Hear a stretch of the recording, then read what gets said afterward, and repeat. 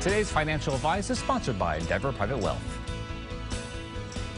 Brady Franklin, a partner at Endeavor Private Wealth, is joining us for our weekly segment on investing. Brady, good morning. Good morning. Thanks for joining us today. So, Brady, last week we started a discussion very near and dear to your heart and personal and professional reasons about what parents can do to deal with financial challenges and responsibilities of bringing a new child into the world. So let's continue our discussions, turning our attention to insurance and non-portfolio risk management. Thank you, Dane. I'd be delighted to. Let's consider health insurance. Begin there. So before a newborn arrives, parents should review their health insurance coverage and, if possible, choose a plan that has the best maternity coverage, preferably plans that cover congenital health problems and medical complications during pregnancy, just in case.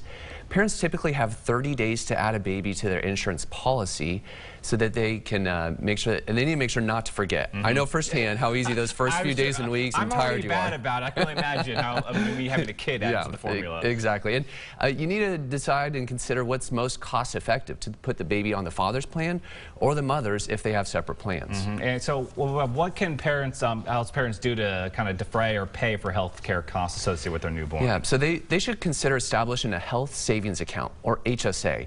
Oftentimes it's available through an employer, or they can set one up on their own. They can fund it with pre-tax dollars, and earnings are tax deferred. And then they can also use withdrawals for qualified medical expenses. It's a triple tax benefit.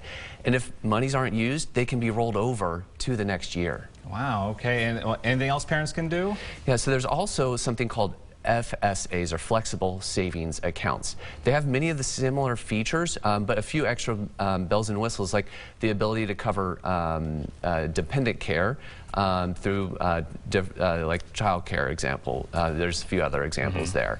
But there's a few catches with it. It's a use it or lose it plan, meaning you cannot roll over funds from one year to the next. And so, what other types of insurance should parents be considering?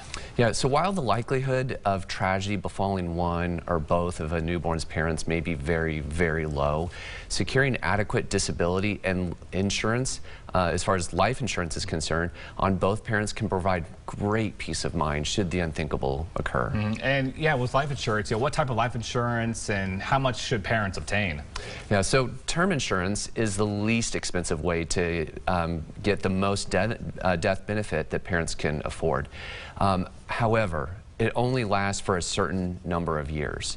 Then there's permanent insurance. So that other option, it guarantees a payment of death benefit, provided that the required premiums are paid to keep the policy in force. This type of policy builds up cash value that can be used as a source of funds during the parent's lifetime, typically supplementing their retirement income.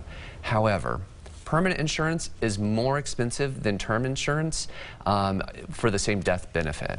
Yeah, I can see that this can get pretty complicated and nuanced, and with so much going on in new parents' lives, there's a lot of things that can be missed. Yeah, absolutely. So we believe it's important for parents or soon-to-be parents that are planning for a family to consult with a trusted financial advisor, someone that's knowledgeable in investment management, insurance, and estate planning strategies, knowing how they all coordinate with one another, and can help educate and guide parents through all the financial aspects of parenthood so they can be as prepared as possible for one of life's greatest responsibilities and experiences. That's great. Well, hey, thank you, Brady. We always appreciate your time. And to learn more about Endeavor Private Wealth, visit EndeavorPW.com.